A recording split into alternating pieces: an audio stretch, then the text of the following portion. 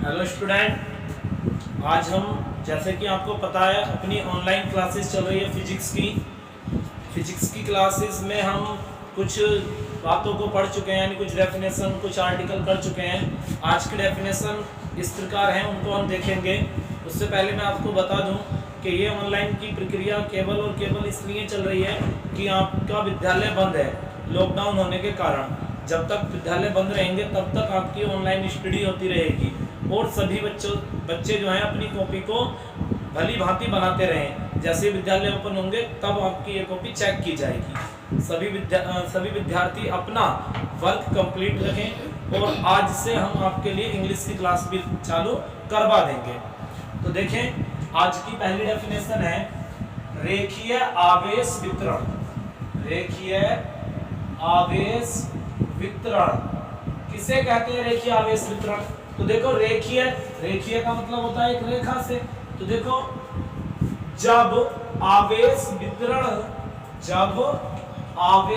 का वितरण किसी रेखा के अनुदिश एक समान रूप से होता है। जब आवेश का वितरण किसी रेखा के अनुदिश एक समान रूप से होता है तो उसे हम क्या कहते हैं?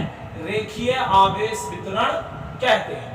रेखीय आवेश वितरण कहते हैं। देखो, जब आवेश जो हमारा वो किस रूप में बटे? एक रेखा के रूप में बटे तो हम उसे क्या कहते हैं? रेखीय आवेश वितरण कहते हैं। उसके बाद नेक्स्ट हेडिंग है रेखीय आवेश घनत्व। तो रेखीय आवेश घनत्व क्या होता है? रेखा की क्या होती है भाई? सीधी सी बात है, रेखा की क्या होती है? लंबाई होती है। तो हमने लिखा प्रत्येकांक लंबाई पर आवेश की मात्रा को क्या कहते हैं? रेखीय आवेश घनत्व कहते हैं। आपको समझ में आ रहा होगा, किसी प्रत्येकांक लंबाई पर आवेश की मात्रा को क्या कहते हैं? रेखीय आवेश घनत्व कहते हैं। और इसे किससे प्रदर्शित करते हैं? लैम्डा से। तो लैम्डा बराबर सूत्र होता है, देखो, जहां पर भी एकांक आ जाए वो अक्सर कहां पर जाएगा? बटे में। देखो, लैम्डा से प्रदर्शित करते हैं और प्रत्येकांक क्या थी? लंबाई। तो लंबाई को कहां पर लिखना है? बटे में। तो प्रत्येकांक लंबाई पर क्या लगने वाला? आवेश। आवेश को क्यू से, तो सूत्र बन के आ गया लैम्डा बराबर क्यू बटे एल। नेक्स्ट, पृष्ठ आवेश वितरण। तो जब आवेश का वितरण किसी पृष्ठ के अनुदिश होता है, जैसे कि हमारा बोर्ड है, ये बोर्ड क्या है? बोर्ड का क्या होगा? पृष्ठ होगा। तो जब आवेश का वितरण पृष्ठ के अनुदिश होता है तब उसे हम क्या कहते हैं? पृष्ठीय आवेश वितरण कहते हैं। आई होप दैट आपको समझ में आ गया होगा। अब नेक्स्ट हेडिंग है हमारी पृष्ठीय आवेश घनत्व। तो प्रत्येकांक, देखो, पृष्ठ का क्या होता है? रेखा की होती है लंबाई और पृष्ठ का होता है क्षेत्रफल। तो हम क्या लिखेंगे? प्रत्येकांक क्षेत्रफल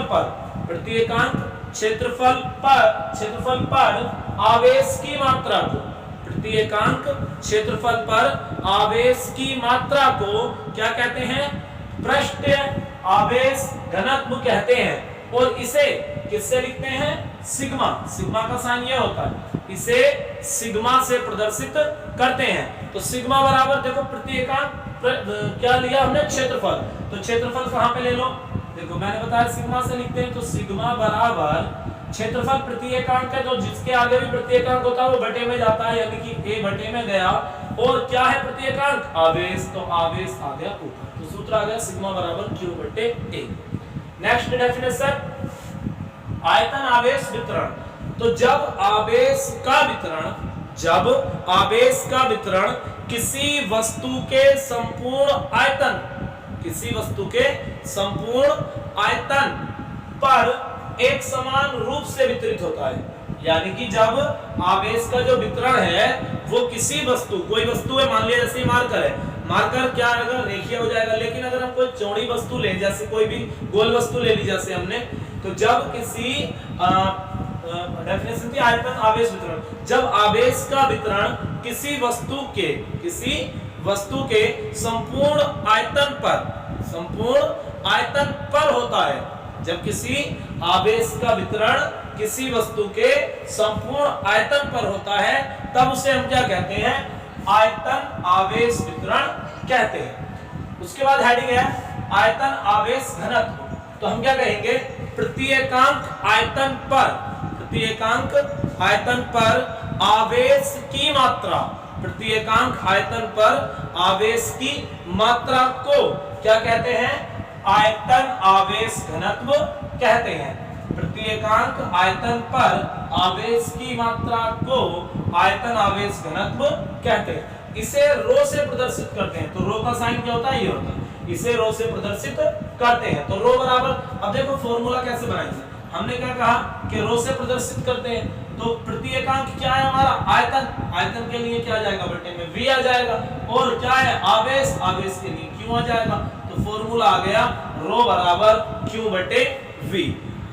मैं उम्मीद करता हूं कि आपको ये इतनी बातें समझ में आ गई हैं और सभी स्टूडेंट्स से एक बार फिर कहूंगा कि अपनी प्रिपरेशन को अच्छे से करते रहें, जिससे कि आपकी स्टडी लगातार होती रहे और आने वाले टाइम में आप अपने एग्जाम को अच्छे से क्रैक कर सकें। तो इसलिए सभी स्टूडेंट अपने स्टडी को अच्छे तरीके से करते रहें। कोई परेशानी आती है, कोई बात समझ में नहीं आती है तो कमेंट्स बॉक्स में कमेंट कर दें और मुझसे दोबारा उस चीज को पूछ लें।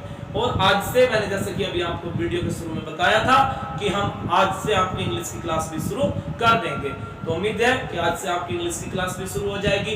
फिजिक्स आपका चल रहा है तो सभी बच्चे अपने से अच्छे से मेहनत करते रहें। जितना पढ़ा रहा हो उसको कॉपी में नोट डाउन करते रहें, जिससे कि एक नोट्स बनकर तैयार हमारे पास हो जाए। तो ठीक है, चलते हैं। Best of luck.